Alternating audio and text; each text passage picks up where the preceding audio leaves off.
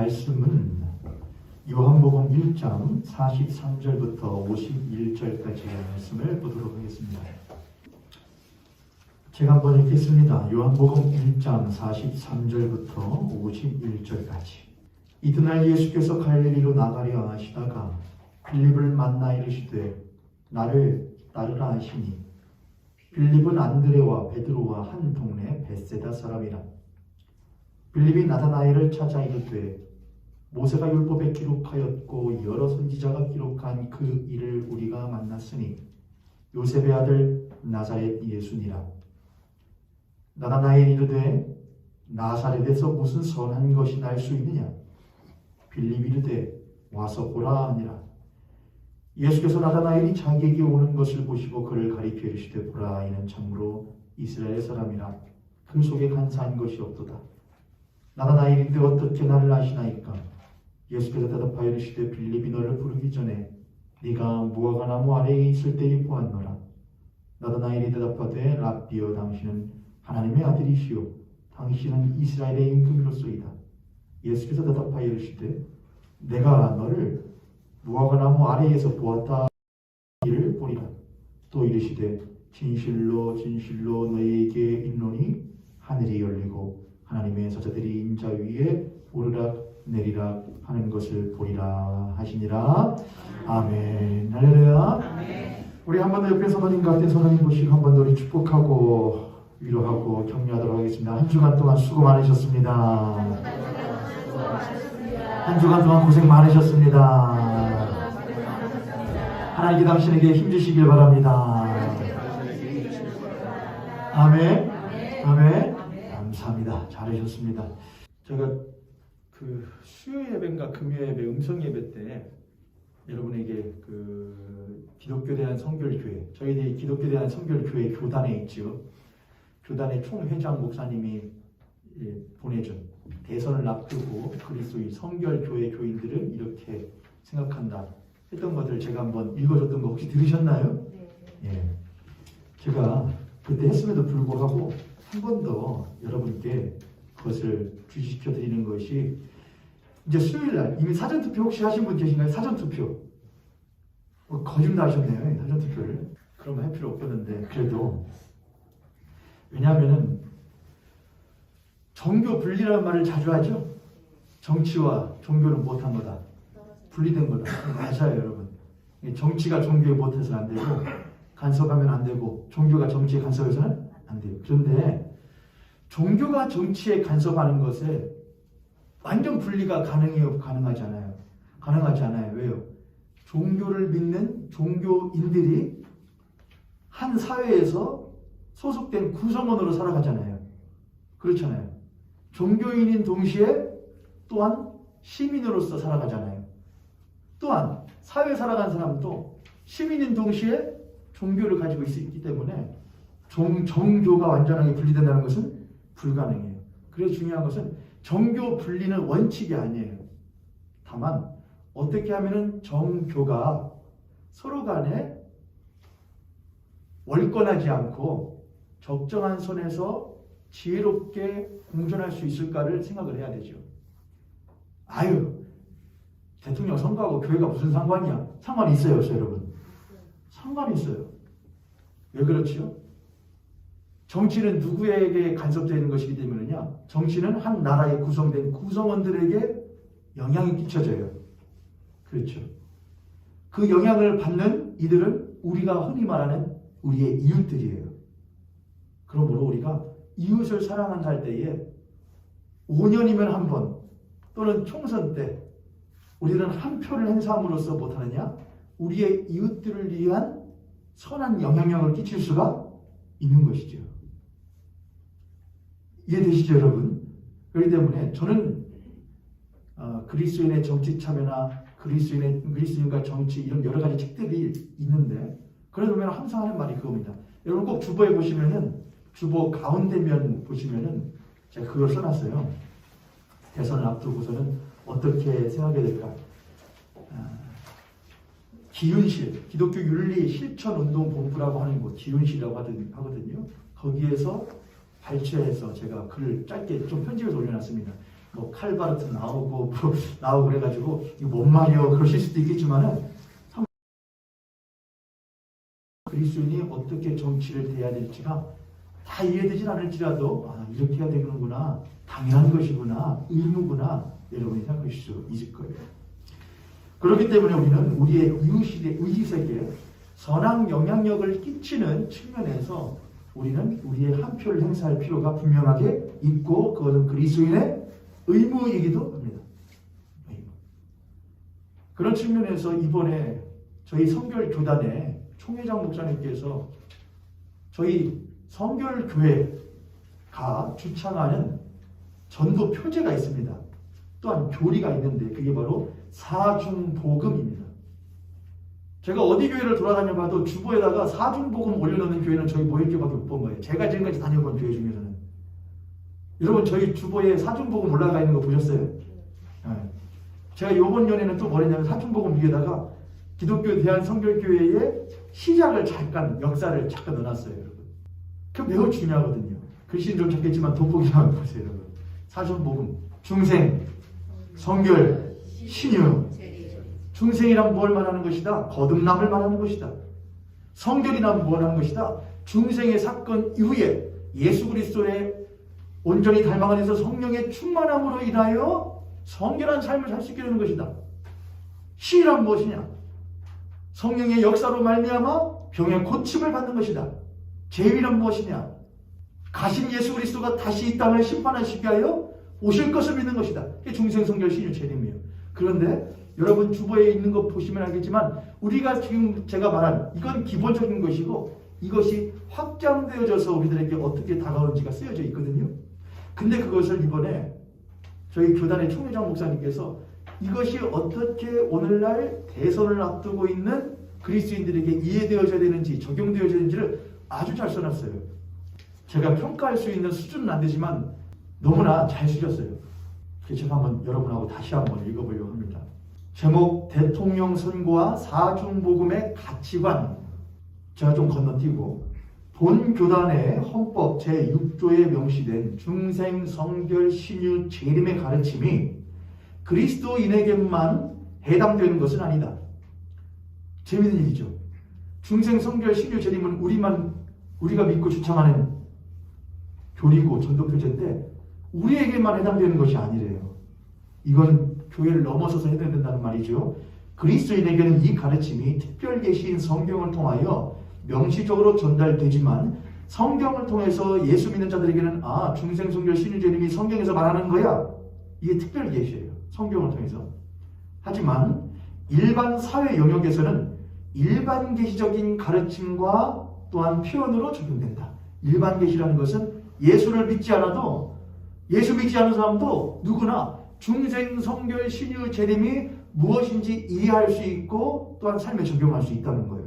대선에 즈음하여 우리는 성경에 근거한 사중복음의 가치와 가르침을 붙잡고 깊이 기도하며 이번 대선에서 하나님 아버지의 섭리적인 뜻이 드러나기를 바라며 아래와 같이 사중복음의 사회적 가치를 밝힌다. 저러다 사중복음의 사회적 가치. 이거 아주 중요한 말을 아주 잘하셨어요. 어구를. 사중복음의 사회적 가치다. 우리가 믿는 사중복음의 신앙이 어떻게 사회적으로 가치가 있느냐. 첫 번째, 중생. 거듭나지 않으면 하나님 나라를 볼 수 없느니라는 요한복음 3장 3절 말씀대로 영원한 멸망에서 하나님 나라로 들어가는 관문이다. 자기의 죄를 회개하고 십자가에 달려 속죄의 피를 흘리신 예수 그리스도를 믿을 때 성령의 역사로 새 생명을 얻어 그 사람의 심령과 인격 전체의 근본적 일대 변혁을 일으키는 것이니 이는 진실로 천국 복음이다. 교단헌법 제6조 1항에 있는 것이 금방 제가 말한 중생에 대한 설명이에요. 하나님 앞에서 의롭게 되는 중생의 가르침은 기독교 신앙의 심장이다. 자, 이것이 이 중생의 가르침이 어떻게 사회적 가치가 되는가? 중생의 가르침은 사회와 역사에서 하나님 나라에 상반되는 우상 숭배의 흐름을 배격한다. 미신적인 무속과 이단들, 특히 근래에 한국교회와 사회에 큰 폐해를 끼치는 신천지 집단은 10계명의 제1계명에 근거한 중생의 가르침에 상충한다. 미신과 이단 집단에는 윤리성과 역사의식이 부재한다. 없다. 중생한 그리스도인은 높은 사회 윤리의식과 이웃에 대한 거룩한 책임감을 갖는다. 어떤 사람은요? 중생한 신자는요. 지금 듣고 계시는 것이죠, 여러분. 십자가의 보혈로 값 없이 구원받은 자로서 구원의 복음을 땅끝까지 전하며 소금과 빛으로서 사는 빚진 사람이다. 우리가요. 교회마다 보면은 저희 교회는 안 붙여 있는데 포스터가 하나 붙어 있거든요. 뭐라고 붙어 있죠? 큰 포스터 요즘에도 많이 붙어 있던데 뭐 붙어 있죠? 신천지 아웃 붙어 있습니다. 근데 그 보도되는 것에 따르면은 신천지와 매우 밀접하게 관련된 사람들이 있거든요. 근데 포스터를 붙이는데 그런 것은 배격하지 않는 것은 상당히 이상한 면이 있죠. 그래서 우리들이 좀 생각할 분들이 많이 있습니다. 두 번째, 성결. 성결에 관해서 히브리서 12장 14절은 이렇게 말씀한다. 모든 사람으로 더불어 화평함과 거룩함을 쫓으라. 이것이 없이는 아무도 주를 보지 못하리라. 우리 주 예수 그리스도께서 산상설교에서 하늘에 계신 너희 아버지의 온전하심과 같이 너희도 온전하라고 명령하셨다. 성결은 성령의 역사로 체험하는 은혜인데 2000년 기독교의 전통은 십자가에 나타난 하나님의 무조건적 사랑, 희생적 사랑이 성결의 가르침에서 중심이라고 해석해왔다. 여기서 말하는 것은 사랑이에요. 성결은 곧 무엇이다? 사랑이라 이거예요. 온전하심, 성결은 온전함, 거룩함, 근데 그것은 사랑이라 이것이죠.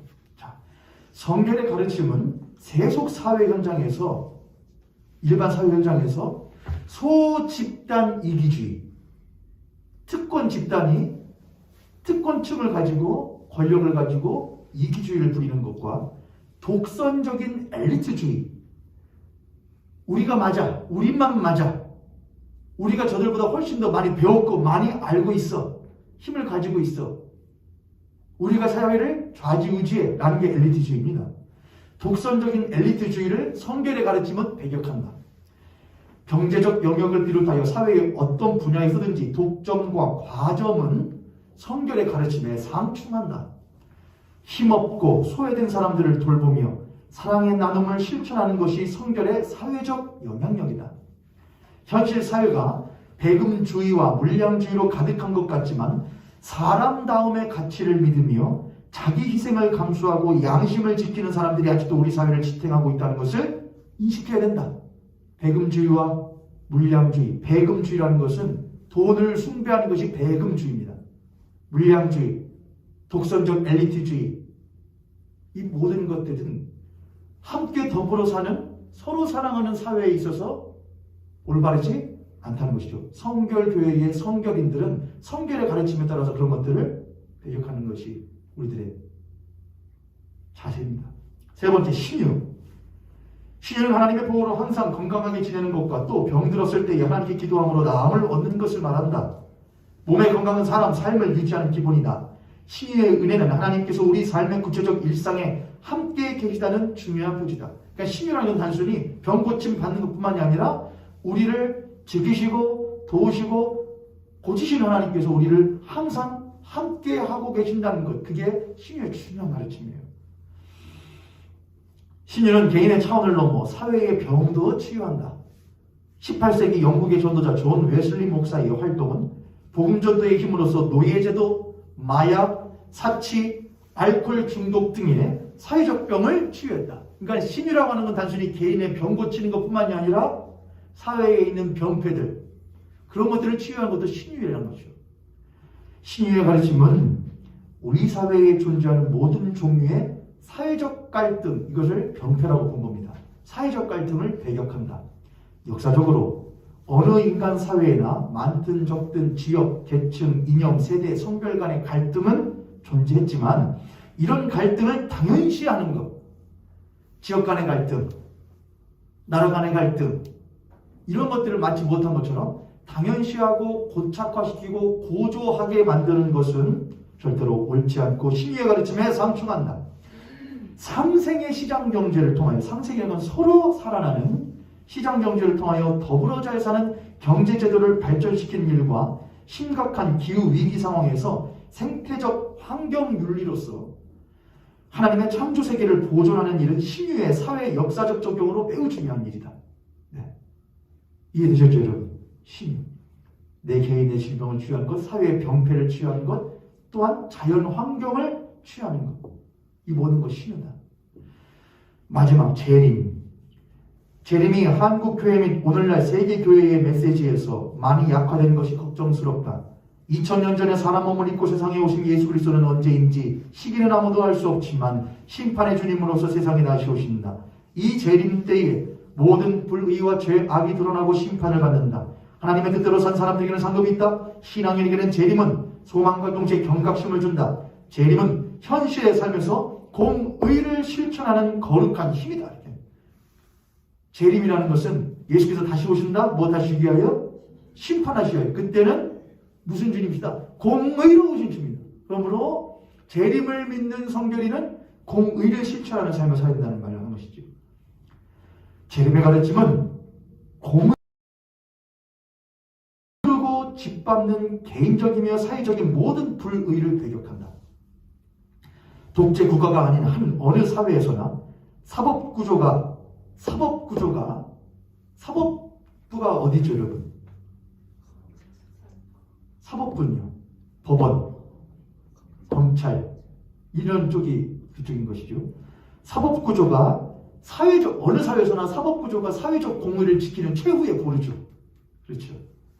최후의 보루다. 사회적 공의가 얼마나 성숙한가는 그 나라의 사법부를 비롯한 검찰 등 사정기관을 보면 한다. 어느 사회든 사법개혁과 발전은 지속되어야 하는 바, 이를 저지하는 것은 재림의 가르침에 공의의 가르침에 상충한다. 법치의 민주주의를 발전시키는 일은 너나 할 것 없이 국민 모두의 행복을 위해 절박한 것이다. 마무리하며 지금까지 설명한 사중복음의 가치는 일반 국민과 정치인들에게 전하는 메시지이기도 하다. 정치라는 것이 그 나라 국민을 행복하게 잘 살게 하는 것인데 사중복음의 일반 계시적 가치에 그런 길이 열려 있다. 21세기 5분의 1을 지나고 있는 인류는 지금 코로나19 팬데믹 상황에서 문명사적 전환기를 지나고 있다. 대선을 치르는 각 정당과 모든 후보가 당이 멸사봉공, 개인적인 것을 저하고 해하고 없애고 공동체적인 것을 흥하게 하는 멸사봉공의 정신으로 선거에 임해야 된다. 우리나라가 세계적으로 도약할 시기를 놓치면 안 된다. 제가 지금 특정 후보를 혹시 지지했나요? 명칭했나요? 한 적 없습니다, 여러분. 저 선거법에 안 걸립니다, 여러분. 중생 성결 신유 재림의 그 기치를 우리들이 성결인으로서 올바르게 알고 그리스도인과 동시에 한 나라의 시민으로서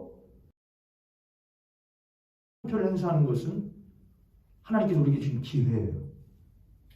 그놈이 그놈이다? 누가 그래요? 그놈이 그놈이라고. 비교해봐야지. 어차피 그 밥이 그 나물이다? 아닐 수도 있잖아요. 흔한 언론들의 눈속임이나 휘둘림에 농락당하지 않고 현명하고 정결한 그리스도인으로서 우리 한 표를 행사할 수 있는 우리 무역계 손 되시기를 주님의 이름으로 축복합니다. 제가 그래서 그 성도님들한테 이 선거 이 도장에다 찍고서는 다 인증샷 카톡방에 올리라고 했다가 내가 그건 조금 그렇다. 그냥 이것만 하고 이제 대선에 대한 이야기는 안정합니다. 오늘 여러분과 함께 팬데믹 주제 설교를 이제 마치고 사순절 첫 번째 주일을 맞이하여서 사순절 기간 동안에 예수님은 누구신가 라는 주제로 여러분하고 말씀을 쭉 나누어 가보려고 합니다. 그런데 오늘 첫 번째 예수님은 누구신가 첫 번째 말씀인데 말씀 제목이 조금 특이하죠, 여러분. 제가 어려운 말 별로 안 좋아하는데 뭐라고 써있죠, 여러분? 검이불루 화이불치. 예전에 익산에 있는 한 카페에 지나가다가 우연히 간 적이 있었는데 그 카페 이름이 거미불루였어요. 특정 상점을 이렇게 하는 건 아닙니다. 홍보하는 건 아닙니다. 근데 거미불루에서 이게 무슨 뜻이냐? 거미불루가 카페 이름에 어울리지가 않잖아요. 그래서 봤더니 현판을 딱 걸어놨더라고요. 거미불루 나무 현판을. 봤더니 누추하되 검소하되 누추하지 않다 이랬어요. 거미불루 검소하되 누추하지 않다. 제가 그거 보면서 야 너무 좋다. 약간 제 성향과 맞죠. 근데 저는 약간 누추한 거 별로 안 좋아하거든요. 근데 또 검소하면 좋아요. 그러니까 뭔가 검소해. 별로 없어 보여. 없는 것 같아. 치장하지도 않았어. 근데 추하지 않다. 누추하지 않다. 저희 아내가 연애할 때 하지 마요. 알았어요. 안 할게요. 아내 말을 잘 들어야지. 제가 연애할 때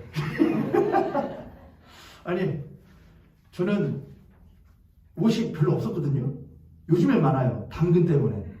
요즘에 많은데 이게 제 옷장에는 옷이 그냥 몇 개 없어요. 그래서 맨날 그런 거예요. 말은 안 했는데 연애할 때 데이트하려고 보면은 맨날 비슷한 옷만 맨날 하나 입고 나온다는 거예요. 겨울에도 외투 그냥 하나 콤비니 입고. 대학생 때도 그랬었던 거죠. 대학원생 때도. 그런데 뭐해 보이진 않았다. 후줄근해 보이거나 그래 보이진 않았다는 거예요. 그럴 수밖에요. 옷이 좋다고 보기가 좋나요? 뭐가 좋아야 보기가 좋지? 옷걸이가 좋아야 보기가 좋지? 제가 머리는 좀 벗겨냈지만은 옷걸이는 옷 걸칠만 해요. 그러면 안 되겠어요. 그때는 제가 한참 막 운동도 하고 막 할 때거든. 제 속으로 그런 게 있었어요. 내가 돈이 없지 뭐가 없냐? 내가 옷이 없지 몸뚱아리가 그러냐? 그래서 그게 좋았어요. 거미 블루. 검소하되 누추하지 않다. 근데 이 말이 삼국사기에 나온 말이더라고요. 이제 찾아보니까요. 거미 몇 개가 더 있는데 그 가운데 거미 블루, 검소하되 누추하지 않다, 화이 불치. 그건 뭐냐? 화려하되 사치스럽지 않다. 벌써 찾아보신 분들 계시거든요. 화려한데 사치스럽지 않다. 이런 거는 쉽지가 않죠. 사람들은 대개는 무엇하기 위해서 화려하게 하는데 사치스럽기 위하여 화려하게 하는데 화려한데 사치스럽지 않다. 꽃을 보면 장미꽃을 보면 무엇한데 화려하잖아요. 근데 무엇하지 않다. 장미꽃을 보고 사치스럽다고 말하는 사람은 없어요. 근데 수많은 장미꽃으로 자기를 치장한 사람은 무엇해 보이죠? 화려한 동시에 사치스럽죠. 거미블루 화이불치. 야, 제가 이 말씀을 왜 했느냐? 예수님은 누구실까? 어떻게 여러분하고 말씀을 전해야 될까? 근데 우리가 예수님에 대해서, 예수님이 누구신가에 대해서 많이 교회에서 듣는 말은 어떤 걸 듣느냐? 예수님의 인성과 신성 가운데 무엇에 대한 이야기를 많이 듣지요? 신성에 대한 얘기를 많이 들어요. 나는 예수님을 믿사오며 그는 동정이여 마리아에게 나으시고 본디오 빌라도의 고난을 받아 십자가에 박혀 죽으시고 장사진을 받으다가 사명에 부활하시고 다시 세상에 오시리라. 이 모든 것은 예수 그리스도의 무엇에 많이 있느냐? 신성이 있어요. 예수 그리스도라는 분은, 예수님이라는 분은 신성과 인성을 동시에 가지신 분이죠. 그렇죠, 여러분? 그분은 온전하신 하나님이신 동시에 온전하신 인간이었단 말이에요. 인간. 우리는 거기에 아주 중요한 관점을 가져야 돼요. 왜 그분은 인간이셨는가? 왜 그분은 인간으로서 흔히 말하는 33이라는 나이에 세상을 뜰 때까지 33년이라는 인간의 삶을 사셨는가예요. 그분의 신성은 우리를 구원하시기 위하여 그 구원을 성취하시기 위한 모습인 동시에 그분의 인성은 구원받은 사람이 또한 구원받아야 될 사람이 마땅히 살아야 될 모습이 인간으로서의 모습이 어떠해야 하는지를 친히 보여주신 표본이자 모델이 예수 그리스도의 인성이에요. 그래서 저는 예수 그리스도의 이 땅에서의 인간으로서의 삶의 모습을 보면 우리가 어떻게 살아야 될지를 알 수 있어요. 우리가 우리의 스승이고 주님이라고 부르는 그 예수 그리스도가 살아가신 모습을 보면 우리는 내가 그분의 제자로서 저분을 따라서 저렇게 살아야 되는구나 라는 것을 배울 수 있어요. 그래서 예수 그리스도의 신성에 대한 부분은 사순절 설교의 예수님 누구신가의 후반부에 나오게 될 거예요.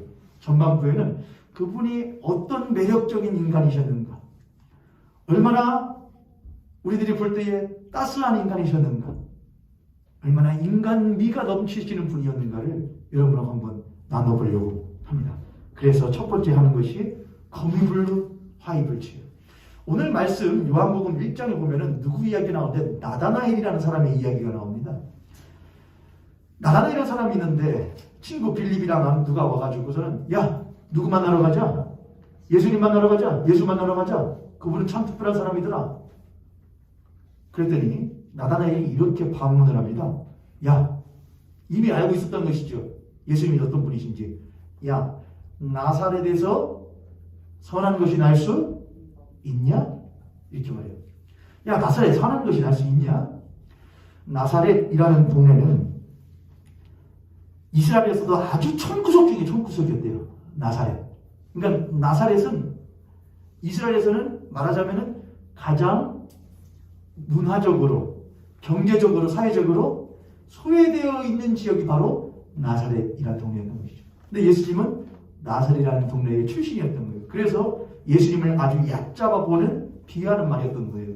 야, 나사렛 같은 초원구석에서 용이 날 수 있냐? 그런 개천에서 용이 날 수 있냐라는 말을 들었던 것이죠. 예수님은 나사렛 출신의 별 볼 일 없는 출신의 사람이셨어요. 그분의 직업은 목수였어요. 마가복음 6장 3절 말씀 한번 볼까요? 마가복음 6장 3절. 마가복음 6장 3절에 보면 이 사람이 예수를 보고 말하는 것입니다. 마리아의 아들 목수가 아니냐? 이 사람이 마리아의 아들 목수가 아니냐? 야고보와 요셉과 유다와 시몬의 형제가 아니냐? 그 누이들이 우리와 함께 여기 있지 않냐? 하고 예수를 배척한지라 그래요. 그러니까 예수님을 보고서는 예수님의 동네 사람들이, 예수 주변에 있는 사람들이, 야, 이 사람 누구 아니냐? 이 목수 아니냐? 목수 아니냐? 그 아빠도 뭐 아니냐? 목수 아니냐? 목수라는, 현재에서 목수라는 직업을 비할 생각은 전혀 없고 해서도 안 되죠. 근데 그 당시에는 사회에서 직업 계층의 구분을 할 때에 제일 하위 계층이 뭐였냐면은 목수였대요. 목수. 그러니까 예수님은 아버지도 뭐이고요? 목수이고요. 자기도 뭐고요? 목수고요. 그러니까 말하자면은 나사렛이라는 촌구석 중에 촌구석에서도 사회에서 제일로 하대받는 직업을 가진 아버지 밑에서 그런 직업을 가지고 살아가던 사람이 누구였느냐? 바로 예수라는 사람이었다는 거예요. 그랬던 예수님은 사람들에게 오늘 마가복음 6장 3절에 있는 것처럼 그 예수를 못했다? 배척했습니다. 그분은 배척받았고 버림받았고 무시받는 삶을 30여 년 동안 살아오신 분이었습니다. 그분의 출생을 한번 살펴볼까요? 우리가 잘 알고 있듯이 예수님은 혼외자입니다. 물론 나중에 혼이 나긴 했지만은 엄밀하게 따지면 혼외자지요. 하나님께서 성령으로 말미암아 마리아에게서 동정녀인 마리아에게서 잉태하게 했지만은 그거 그냥 일반적으로 보면 뭐예요, 여러분? 하지만 그거 알았을까요, 몰랐을까요, 동네 사람들이? 여러분, 총구석일수록 남의 집에 뭐 있는지 숟가락 몇 개 다 알아요. 야, 마리아 배 좀 봐라. 이상하다. 야, 벌써부터 같이 다닌다. 아직 혼인도 안 했는데. 사람들이 손수그리는 소리 가운데에 태어나는 게 바로 누구냐? 예수님이에요. 그분은 혼외자, 혼의 출신력을 사생하였어요. 그분은 어디에서 태어났고, 그분은 말바풍에서 태어났어요. 누구 사이에서? 짐승들 사이에서요. 말도 있었겠죠. 소도 있었겠죠. 나귀도 있었겠죠. 짐승 사이에서 말 구유에서 태어난 혼외자가 바로 예수님이었습니다. 그분의 출생도 절대로 정당한 것도 아니었고 내세울만한 것도 아니었다는 거예요. 그는 아기의 모습으로 태어나셨어요. 당시에 아기는 어떤 취급을 받았냐면은 이성이 결여된 존재라고 취급을 받았대요. 옛날 플라톤의 철학이라는 그 당시에는 굉장히 많이, 지금도 그렇지만은 플라톤이 그렇게 했대요. 아기, 노예, 죄송합니다. 여기 있는 여자분들, 여자, 아기, 노예, 여자는 철저하게 이성이 결여되어서 쾌락과 욕구만으로 점철되어진 존재들이라고 했기 때문에 저는 절대로 부정해요. 그렇지 않아요. 근데 플라톤이 그렇게 되니까 그 당시에는 아기나 노예나 여자는 전혀 축에 들지 못하는 것으로 치부해버렸다 이것이죠. 예수 그리스도가 아기의 모습으로 이 땅 가운데 오셨다는 것을 말을 해요. 그분이 목수이셨다는 것을 말을 해요. 그분은 철저하게 천대받는 사람이었던 것이죠. 예수님의 친구는 우리가 흔히 알고 있듯이 그는 세리와 창기의 친구였고, 그분이 항상 이끌고 다니는 사람들은, 제자들이라고 말하는 사람들은 흔히 말하면 사회에서의 아싸들이었습니다. 아싸가 뭔지 아세요, 여러분? 아웃사이더. 인싸는 인사이더. 아웃사이더들이 야, 저 세리들이요. 야, 저거 뭐예요? 다 그런 사람들하고 막 들이기는 거예요. 어중이 떠중이들과. 그분의 죽음은 어땠는가? 그분은 여하튼 빌라도에 의해서 사형 언도를 받고 십자가에서 형장의 이슬로 사라진 한 사람입니다. 그분은 철저하게 발가 벗겨졌고 채찍질 당했고 매질 당한 한 사람에 지나지 아니하였던 것이죠. 예수님의 삶은 성경에서 말하는 것처럼 우리가 보기에 흠모할 만한 것이 하나도 없는 그런 분이 바로 예수님이었습니다. 그는 가진 것도 없었고 누리는 것도 없었고 모은 것도 없었고 내세울 만한 것도 없는 출신도 그의 학업도 학력도 그의 직업도 그의 친구들도 전혀 내세울 것이 없는 아주 심플한 사람이었습니다. 그럼에도 불구하고 그는 검이했지만은 절대로 무엇하진 않았느냐? 누추하지는 않았느냐? 그분에게서 항상 사람의 향기가 났고 그분에게서 항상 하늘의 향기가 났던 사람이에요. 그에게는 항상 사람들이 몰렸고 사람들은 그를 사랑했고 사람들은 그를 쫓았습니다. 물론 그가 보여주시는 능력과 그가 나누어지는 떡과 물고기들을 먹을 요량으로 쫓아다니는 사람들이 없었던 것은 아니었지만 그 예수 그리스도의 따뜻한 눈빛과 그분의 따스한 미소에 매료되어서 또한 그분이 자신들과 같이 전대받는 사람들을 대하시는 손짓을 보시면서 말투를 보시면서 사람들은 그분을 좋아하고 따랐을 것입니다. 그분은 검이불루였던 분이에요. 검소했지만 가진 것은 없었지만 절대로 무엇하진 않은 사람, 누추하진 않은 사람이었어요. 여러분 검이불루하기는 쉬운 일이 아니에요. 화이불치하기는 쉬운 일이 아니에요. 무엇이 없으면 내 자신에 대한 분명한 정체성이 없으면 자존감이 높지 않으면 검이불루는 쉽지 않아요. 자신의 정체성이 자신의 자존감이 낮으면 낮을수록 검이불루도보다는 무엇하려고 하냐? 화려하려고 하고 사치를 하려고 그래요. 무엇인가 더욱더 얻으려고 하고 더욱더 누리려고 하고 더욱더 보여주려고 하는 것이 사람의 마음이에요. 그러나 예수님은 자신이 누군 줄 아셨어요. 자신은 하나님의 아들이심을 알았고 자신은 이 사람들을 위하여 자신의 목숨을 내어줄 하나님의 어린 양이심도 알았어요. 그래서 그분은 자신의 분명한 정체성을 가지고 그 사람들 한 명 한 명을 대할 때에 그들에게 최선을 다하여 진솔하고 진지하게 사람을 대하셨던 예수, 청년 예수였던 것이죠. 그리스도인들은 그 예수 그리스도를 보면서 한 가지의 삶의 모습을, 자세를 배우게 됩니다. 그분은 가지고 누리고 모으는 것보다도 무엇에 더욱더 삶의 중심을 두었던 분이구나. 어떻게 하면 사람이 추하지 않을 수 있는가? 어떻게 하면 사람이 금수보다 못하지 않을 수 있는가? 어떻게 하면 사람이 소유한 것보다도 자신의 존재가 더욱더 빛날 수 있는가? 적게 가져도 어떻게 하면 사람이 아름다울 수 있는가? 화려하지 않아도 혹 가졌다고 하더라도 어떻게 겸손할 수 있는가를 예수님은 자신의 몸소 보여주신 분이었어요. 그런 예수 그리스도를 믿고 살아간다고 하는 교회가 날이 갈수록 가지는 것이 더욱더 많아지고 점점 더 화려해지고 웅장해지고 커져가면 갈수록 사치를 추구하는 목회자, 또한 그런 것을 당연한 것으로 여기는 성도, 세상에서 누추하지 않고 화려하되 검소하기보다도 더 많은 축복과 복을 누리기를 원하는 그리스도인, 그것은 절대로 검이불로 화이불치였던 예수 그리스도의 모습과는 다른 모습이지 않는가 우리는 생각해 봐야 될 것입니다.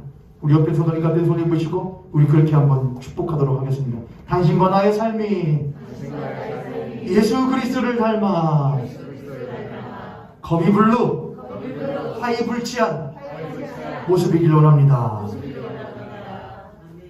예수 그리스도라는 분을 검이불로 화이불치라는 한마디로 다 담을 수는 없어요. 그러나 그분을 보면 그러한 모습이 있었다는 거예요. 우리 모형교회도 그런 분들이 있지 않을까 생각해 봅니다. 저분은 별로 가진 건 없어. 그렇게 뛰어난 것도 아니야. 그런데 그 사람은 눈에 띄어. 근데 그 사람은 사람 사는 향기가 나. 사람 맛이 나.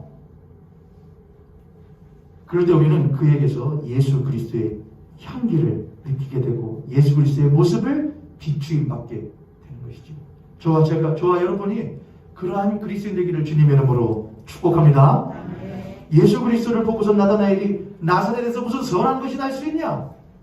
나사렛이란 말의 히브리어는 넷째 나사렛이 나왔거든요. 근데 그 넷째라는 말이 무엇이냐? 뜻이 연한 가지라는 뜻이에요. 연한 가지. 이사야 11장 1절에 이런 말씀이 있습니다. 이사야서 11장 1절에 이새의 줄기에서 한 싹이 나며 그 뿌리에서 한 가지가 나서 결실할 것이요 그의 위에 여호와의 영 곧 지혜와 총명의 영이요 모략과 재능의 영이요 지식과 여호와를 경외하는 영이 강림하시리니 그가 여호와를 경외함으로 즐거움을 삼을 것이며 그의 눈에 보이는 대로 심판하지 아니하며 그의 귀에 들리는 대로 판단하지 아니하며 공의로 가난한 자를 심판하며 정직으로 세상의 겸손한 자를 판단할 것이며 그의 입에 막대기로 세상을 치며 그의 입술에 기운으로 악인을 죽일 것이며 공의로 그의 허리띠를 삼으며 성실로 그의 몸에 띠를 삼으리라. 이사야 선지자가 예수 그리스도를 예언하면서 한 말인데 11장 1절 보니까 이렇게 쓰여 있지 않습니까? 이새의 줄기에서 이렇게 이새의 줄기에서 나사렛이란 말이 히브리어로 뜻이 뭐라고요, 여러분? 연한 가지요. 연한 가지. 연하다는 것은 얄푸지 않은 이게 순을 말하는 거예요. 싹을 말하는 거예요. 그런데 동시에 그건 뭐냐면 나무에 있는 줄기 가운데에 무엇하기 쉬운 떨어지기 쉬울 정도로 약한 가지를 말하기도 해요. 사람들이 돌보지 않고 사람들이 눈여겨보지 않고 사람들이 귀히 여기지 않는 가지가 바로 나사렛이에요. 그런데 하나님께서는 그 곳에서 누구를 준비하시느냐? 이 세상을 심판하시고 구원하실 예수 그리스도를 준비하셔요. 사회를 살아가면서 많은 청년들이 또한 많은 사람들이 어떻게 하면은 조금 더 가질 수 있을까? 아니면 남보다 조금 더 우월할 수 있을까? 그렇게 가르침을 받아왔고 이제는 그런 게 무슨 필요야? 하루하루 살아가는 것 즐기면서 살아가는 것이 전부이지라고 생각하면서 살아가는 세대로 우리들은 살고 있습니다. 그들의 탓이 아니에요. 누구의 탓이지요? 윗세대의 탓인 거예요. 윗물이 맑아야 무엇한 것이거든요. 아랫물도 맑은 것이거든요. 그런 세대를 살아가고 있습니다. 교회도 그런 세대 속에 살아가면서 교회도 점점 그것을 더 닮아가려고 합니다. 연한 가지가 되길 원하지 않는 것이죠. 어떻게 하면 무엇이 되어서 담장 넘어 뻗은 가지가 되어서 많은 사람들을 구원할까 하는 것이죠. 좋습니다, 여러분. 그러나 아무리 담장을 뻗어 넘어가는 가지일지라도 처음부터 강한 가지는 단 하나도 없습니다. 처음엔 다 무엇로 시작하지요? 연한 가지요, 연한 순으로 시작하는 겁니다. 그리스도인은 예수 그리스도를 닮아 예수 그리스도는 그 말파풍에서 태어나서 혼외자로 태어나서 짐승들 사이에서 태어나서 천대받은 동네에서 태어나서 목수의 아들로 태어나서 별 볼일 없는 잡지 잡고 연한 흠모할 만한 것이 없는 연한 가지였지만 그는 자신이 하나님의 아들이심을 알았고 그 하나님을 위하여 살았던 삶을 살았던 절대로 누추하지 않은 사람이었습니다. 여러분도 기억하세요. 나의 삶이 어떻다고? 나의 직업이 어떻다고? 나의 소득이 어떻다고? 나의 배운 것이 어떻다고? 나를 탓하며 사회를 탓하며 나의 부모를 탓하며 하늘을 탓하기 이전에 그 하늘이신 하나님께서 나 같은 한 사람을 못하셨다는 것을 택하시고 부르셨다는 사실을 알 때에 우리는 비록 연한 가지지만 하늘을 향하여서 뻗어나갈 수 있는 큰 나무가 될 준비를 하고 있는 하나님의 귀한 가지들이 되어지는 것이죠. 그런 사람만이, 그런 그리스도인들만이 이 세상 가운데서 무엇을 할 수 있느냐? 거미불로 할 수 있어요. 나 하나님의 사람이야. 맞아 나 없어. 맞아 나 못 배웠어. 가진 건 없어. 근데 얼굴은 빛나지 않냐? 내가 너보다 행복해 보이지 않냐? 내가 너보다 가치 있어 보이지 않냐? 내가 너보다 더욱더 만족해 보이지 않냐? 왜 그럴까? 나는 검소한데 가장 귀한 걸 가졌거든. 바로 예수 그리스도를 가진 사람이 바로 나라고 말할 수 있는 사람만이, 그런 그리스도만이 참으로 검이불루. 또한 그 사람에게 하나님께서 복을 더 다른 것들 주셔서 야 이것 가지고 다른 사람을 좋아라, 돈을 주시기도 하고 건강을 주시기도 하고 화려하되 그 가지고 하나님 앞에 사람들 앞에 사치를 부려 내가 더 많이 가졌음을 자랑하기보다는 이 또한 나에게 주시는 하나님의 무엇이라고 고백하며 은혜임을 고백하며 사치가 아닌 다른 사람을 치유하는 사람으로서 살아가는 그리스도인으로서 살아갈 수 있음을 여러분 믿으시기를 바랍니다. 할렐루야. 할렐루야. 우리 보현교회는 그런 성도님들이 많이 계셔서 제가 참 감사하고, 아무쪼록 앞에 있는 담임 목사도 그런 삶을 살아갈 수 있도록, 여러분 그렇다고 일부러 못하지 마세요. 일부러 검소하지 안 가지려고 하지 마세요. 여러분 옆에 선생님과 앞에 선생님이 그렇게 하면 축복하겠습니다. 일부러 안 가지려고 하지 맙시다. 막 누가 주는데 안 가지려고 하죠. 거미 불러 하지 마시고, 옷도 나는 한 벌밖에 없어. 옛날에 그랬거든요. 어떤 목사님 누구셨는지 기억이 안 나는데 나는 양복 2벌 구두 2켤 내면 된다고 하고서는 그거밖에 없었대요. 그러면은 절로 들어가야죠. 산으로.